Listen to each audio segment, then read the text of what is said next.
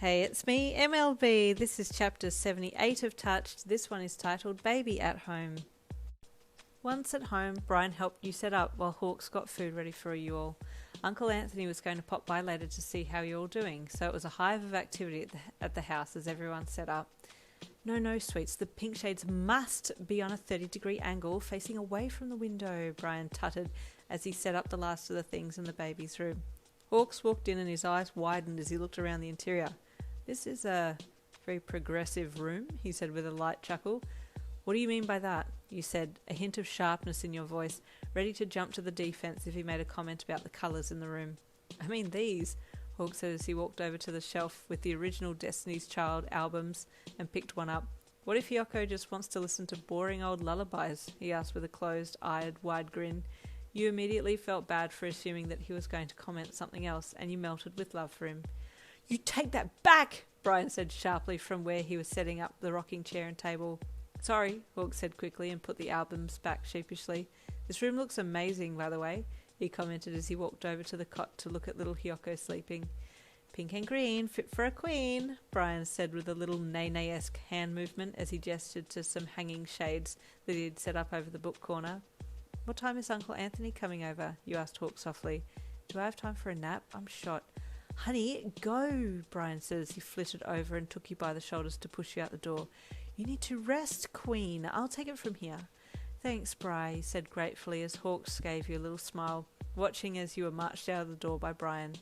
You were promptly tucked into bed and left to nap as Brian and Hawks continued to set up the room and get food ready. A few hours later, Brian tiptoed in with Hyoko, who needed another feed. Thank you, Bri, he whispered huskily as he sat up and took Hyoko in arms.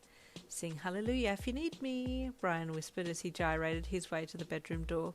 You cracked a smile, then attended to Hyoko. Brian and Hawks were chatting in the lounge room when Hawks suddenly looked at the time. I'll just go and check on Yin. She's been very quiet, he commented as he stood up and walked into the bedroom. He peeked in, and you and Hyoko were fast asleep, curled up in the middle of the bed. Oh, he said softly as he walked over and picked Hyoko up gently, taking him back to his own cot so that you could sleep without fear of rolling on your little one. You woke up sometime later and felt around for Hyoko, immediately freaking out when you couldn't find him in the bed with you. Hyoko! You yelped, still sitting up and looking around. Hawks was in a flash. He knew exactly what had happened.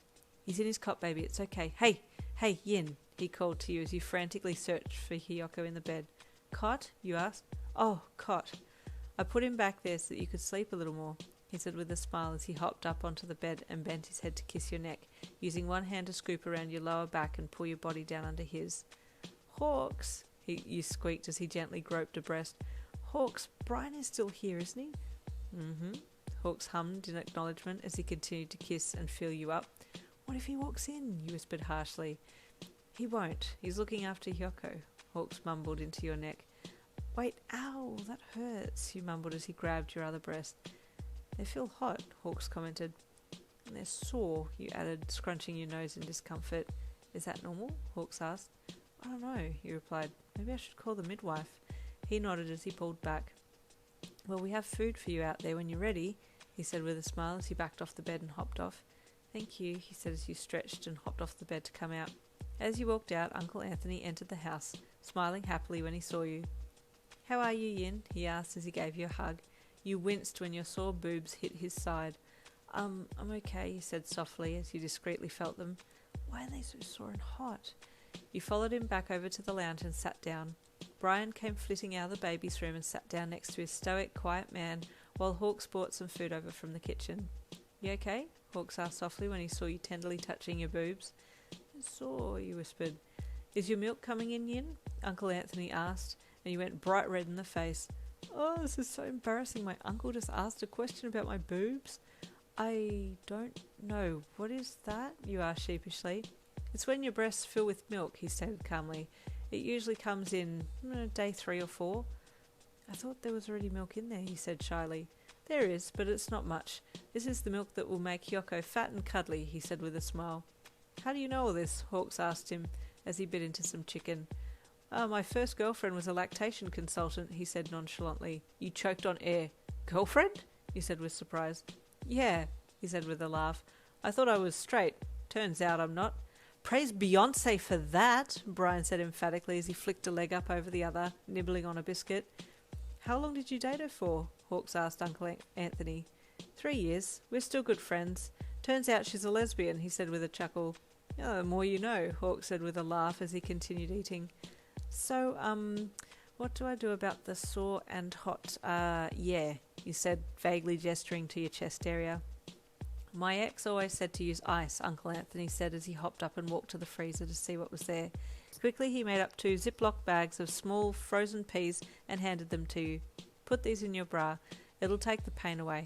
The heat and pain should settle down in a few days once your supply is established. Then you'll be fine from there, he said authoritatively with a smile. What would I do without my beautiful gay uncles, you thought thankfully, as you went to go and put the Ziploc bags in your bra. The cold felt so good against your hot skin, and you walked back out with a smile on your face. Better? Uncle Anthony asked. Mm-hmm, you hummed as you nodded. After dinner, you and Brian chatted about the night's proceedings. You and your Hawksy Poo have a widow sleep together, and when my little baby boy wakes, I'll come and wake you for his feet, okay? Brian said as he flitted around the lounge room, tidying up. Okay, he said with a smile. And I'll get you a cup of tea to keep you hydrated and a bicky or 2, he added excitedly. I feel like Brian is going to enjoy doing this much more than me, you thought with a laugh. And there ends chapter 78. Stay tuned for chapter 79.